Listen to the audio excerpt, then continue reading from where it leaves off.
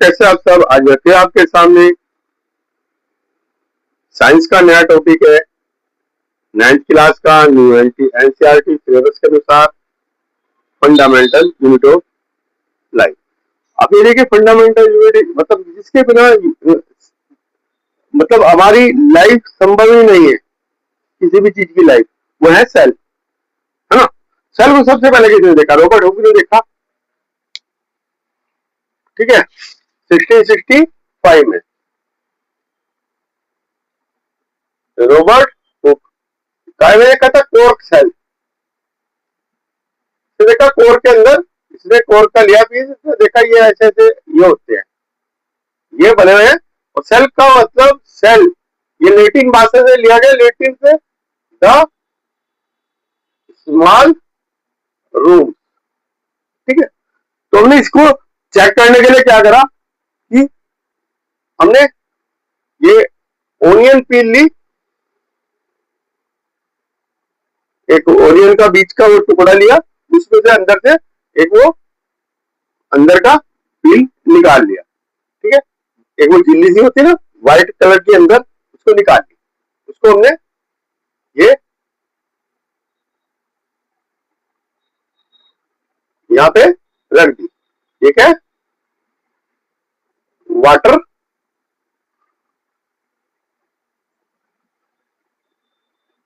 Tray में रख दी। उसके बाद हमने इसको क्या करा, हमने इसको एक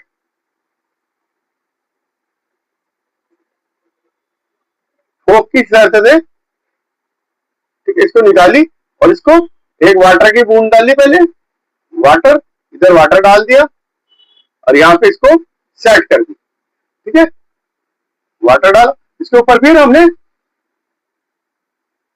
सैफ्रॉन की वन ड्रॉप डाल दी, ठीक है, 1 ड्रॉप सैफ्रॉन डाल दिया।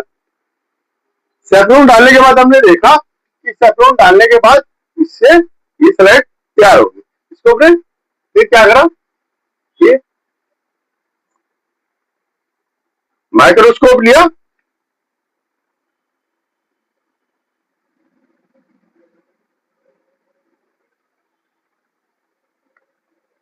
यहां पे हमने ये स्लाइड रख दी, ठीक है।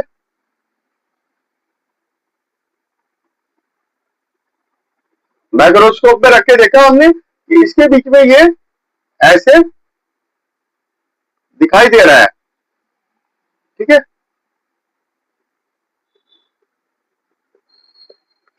तो हमें इससे पता चला कि ये कोई भी चीज, चाहे वो एनिमल हो चाहे वो प्लांट हो, उस सेल से मिलकर बनी, तो हमको सेल का नाम दिया, सेल, ये सेल का नाम दिया।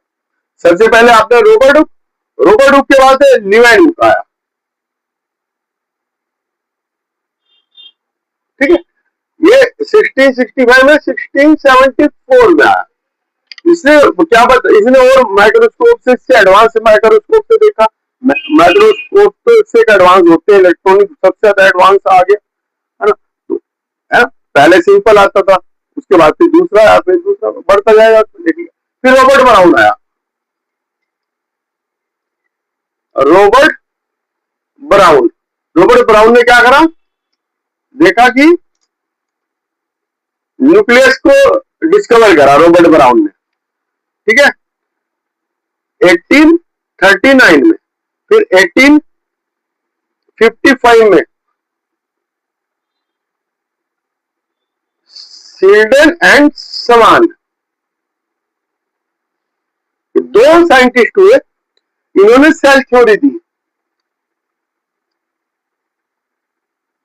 कि कोई भी ऑर्गेनिज्म है, चाहे वो अपना प्लांट है चाहे वो एनिमल है, उस सेल से मिलके बने हुए हैं, ठीक है। और पुरकेंजी ने प्रोटोप्लाज्म के बारे में बताया। पुरकेंजी ने बताया था ये सेल में, ये सेल है ना। न्यूक्लियस के बारे में तो आपके इसने बताया था उसे। और ये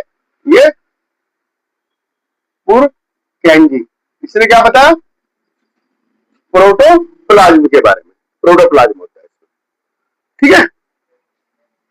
शील्डन समान ने थ्योरी दी, दो साइंटिस्ट थे, उन्होंने बताया कि सारे एनिमल और प्लांट्स कैसे मिलके बने, सेल से मिलके बने, ठीक है। उसके बिना जीवन संभव नहीं है, और एक सेल से ही दूसरी सेल बनती है। One cell made from other cell, ठीक है, अंडरस्टैंड।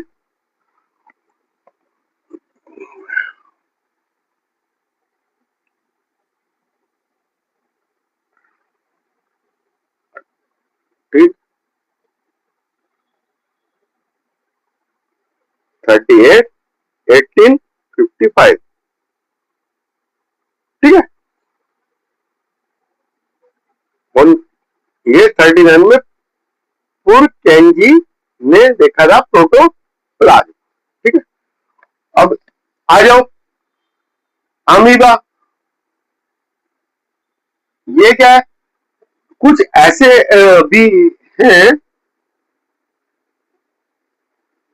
जो एनिमल जो एक ही सेल में अपना लाइफ स्पान स्पेंड कर लेते हैं, ठीक है।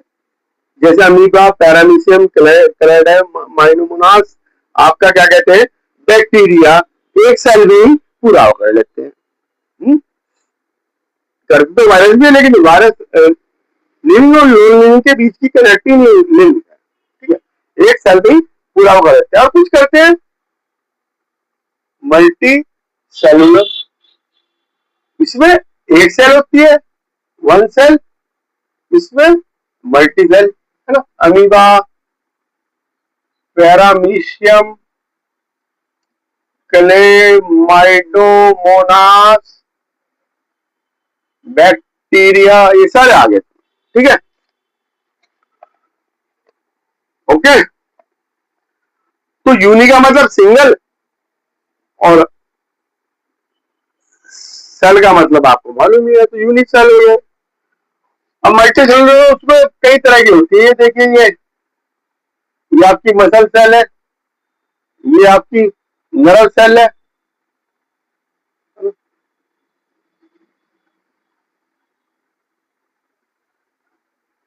ये जाएगी मैंने, ये नर्व सेल है, ठीक है, इसमें ऐसे ऊपर होते रहते हैं,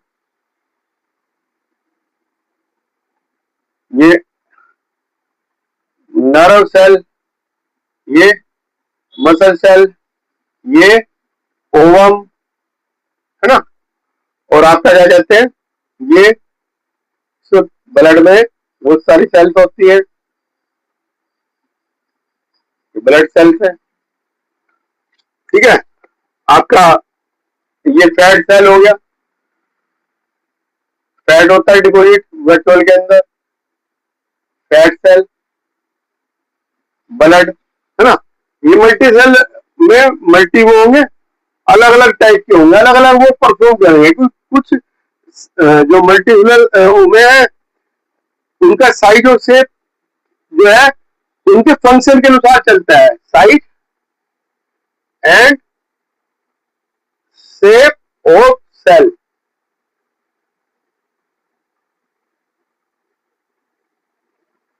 फंक्शन पर डिपेंड करता है कि वो फंक्शन क्या कर रहे हैं, ठीक है। जैसा फंक्शन करेंगे आप, जो पिकुलर जो आपकी ड्रग सेल है, इसका जीबी स्ट्रक्चर है, बहुत लंबी होती है, ठीक है। इसका जैसा फंक्शन होगा, इसमें क्या इम्पल्स आती है, इम्पल्स को इसने करना है, ऊपर से डेंड्रोन से लेता है, राइट जोन से निकाल देता है, तो ये इम्पल्स अपना ये करता रहता है, ठीक है, इम्पल्स को भेजता है ना। दो तरह की होती है, सिंपैथेटिक, पैरासिम्पैथेटिक, कहीं वो तो अपने ब्रेन तक भेजता है, ब्रेन से जो आएगा वो करेंगे, और कहीं वो इम्पल्स को स्पाइनल कोड तक भेजता है, ठीक है। स्पाइनल कोड होती है हमारे पीछे, उसके अंदर भी नर्व्स का जा रहता है, उसके वहां तक भेज देता है, वहां से भी पसंद मिल जाते हैं, इससे काम कर लेता है, ठीक है। जो एकदम निर्णय लेना हो स्पाइनल कोड से हुआ, मान लो कि रिपोर्ट को टच करा, एकदम हटाया, स्पाइनल कोड से, ठीक है। तो इस तरह से जो है आपको हो गया। तो ये क्या करते हैं, स्पेशल सेल्स जो है मल्टी सेलुलर में स्पेशल ऑर्गेनिज्म बनाते हैं मिलके, और एक ऑर्गेनिज्म में सेम टाइप के सेल होंगे, अलग अलग सेल नहीं होंगे। ये नहीं कि आपका लंग्स का सेल हार्ट में जाके लग गया, हार्ट का सेल लीवर में जाके लग गया, लीवर की सेल्स अलग होंगे, वो सेल्स प्रोड्यूस लीवर के सेल ही करेंगे, हार्ट के सेल पंपिंग है तो वो पंपिंग वही करेंगे। इंटेस्टाइन के जो सेल है उनका काम एब्जॉर्प्शन, एक्सक्रीशन और एंजाइम्स वगैरह एक्सक्रीट करता है, तो वो वही करेगा, ठीक है ना। तो वो सेल वही परफॉर्म करेंगे और एक सेल से ही दूसरी सेल बनेगी, ऐसे नहीं कि सेल अलग मिल जाएगी। तो आपका जो है हो गया, समझ में आ गया आपको सारा। तो स्पेसिफिक कंपोनेंट जो है सेल जो इकट्ठी हुई, बहुत सारी सेल्स इकट्ठी हुई है ना, ये सेल इकट्ठी हुई, इन्होंने क्या बना दिया, ऑर्गेनली। सेल पहले टिश्यू बनाएगी, टिश्यू से ऑर्गेनली बनेगा, ठीक है, सेल्स ऑर्गेनली बनाएगी, स्पेसिफिक सेल स्पेसिफिक ऑर्गेनली बनाती है, ठीक है। और सेल की जरूरत है, मल्टीसेलुलर भी होगा, वो भी जो है एक सेल से ही बढ़ के मल्टीसेलुलर बनेगा, ठीक है। जैसे ह्यूमन है वो भी एक सेल से बनता है, ओवम, स्पर्म, सिंगल सेल, उससे वो बनेगा, डिवाइड होगा और डिवाइड होते होते मल्टीसेलुलर बन जाएगा, ठीक है। तो सिंगल सेल से बनेगा, मल्टीसेलुलर ऑर्गेनिज्म सिंगल सेल से बनता है, सेल ही प्रोड्यूस करती है सेल को। अब इसे ध्यान रखना, सेल ही सेल को प्रोड्यूस करेगी, ठीक है, बिना सेल के नहीं बनेगी, या मल्टीसेलुलर हो यूनिसेलुलर हो, सेल के बिना नहीं बनेगा, ठीक है। और जो है, और हर एक सेल का स्पेसिफिक फंक्शन होता है मल्टीसेलुलर में, स्पेसिफिक फंक्शन होगा कि जैसा उसने काम करना है वो स्पेसिफिक फंक्शन कराएगा, ठीक है। और कुछ सेल्स मटेरियल बनाती है, फिर एक्सक्रीशन करती है, उनका भी काम है, ठीक है, ऑर्गेनिज्म में उसको लाइव रखती है, ठीक है, और क्लियरिंग करती है, इसका वेस्ट प्रोडक्ट को भी क्लियर करती है, ठीक है।